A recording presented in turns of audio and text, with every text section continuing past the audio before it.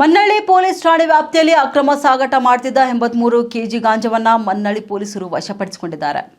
Mannalli police ಠಾಣೆ ವ್ಯಾಪ್ತಿಯ ಬಂಗೂರು ಗ್ರಾಮದ ಹತ್ತಿರ ಹೈದರಾಬಾದ್ ಹಾಗೂ ಮುಂಬೈ ರಾಷ್ಟ್ರೀಯ ಹೆದ್ದಾರಿಯ ಸರ್ವಿಸ್ ರಸ್ತೆಯ ಬದಿಯಲ್ಲಿ ಅನಧಿಕೃತವಾಗಿ ಗಾಂಜಾ ಸಂಗ್ರಹಿಸಿಟ್ಟಿದ್ದ ಬಗ್ಗೆ ಖಚಿತ ಮಾಹಿತಿ ಮೇರೆಗೆ ಪೊಲೀಸರು ದಾಳಿ ನಡೆಸಿ ಸುಮಾರು 41,83,000 ಮೌಲ್ಯದ 83 ಕೆಜಿ 6,070 ಗ್ರಾಂ ಗಾಂಜಾ ವಶಪಡಿಸಿಕೊಂಡಿದ್ದಾರೆ.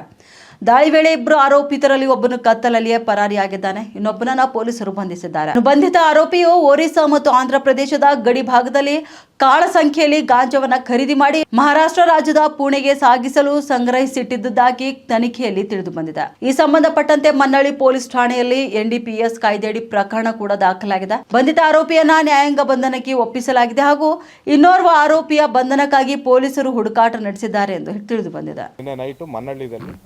ಬಂಗೂರು ಬಾರ್ಡರ್ ಕಡೆ ನಮ್ಮ ಖಚಿತ ಮಾಹಿತಿ ಮೇರೆಗೆ ನಮ್ಮ ಮನ್ನಳ್ಳಿ ಪೊಲೀಸರು ಪ್ಲಸ್ ನಮ್ಮ DPO ಸ್ಟಾಫು ಎಲ್ಲರೂ ಸೇರಿ ನಿಗಾ ವಹಿಸಿ ಒಂದು ಗಾಡಿಯನ್ನು ಇಂಟರ್ಸೆಪ್ಟ್ ಮಾಡಿದ್ದೇವೆ ನಾವು. ಆ ಗಾಡಿಯಲ್ಲಿ ಸುಮಾರು 84 ಕಿಲೋಸ್ ಆಫ್ ಗಾಂಜಾ 84 ಕಿಲೋ ಗಾಂಜಾವನ್ನು ಸಾಗಣೆ ಮಾಡಬೇಕು, ಹೈದರಾಬಾದಿಂದ ಮಹಾರಾಷ್ಟ್ರಕ್ಕೆ ಸಾಗಣೆ ಮಾಡಬೇಕಂತ ಪ್ರಯತ್ನ ಮಾಡುವಾಗ ನಾವು ಇಂಟರ್ಸೆಪ್ಟ್ ಮಾಡಿ ರೈಡ್ ಮಾಡಿ NDPS ಪ್ರಕರಣವನ್ನು ದಾಖಲೆ ಮಾಡಿದ್ದೇವೆ. ಇಬ್ಬರು ಆರೋಪಿಗಳಿದ್ದರು, ಒಬ್ಬನು ಸಿಕ್ಕಿದ್ದಾನೆ, ಇನ್ನೊಬ್ಬನು ಓಡಿ ಹೋಗಿದ್ದಾನೆ.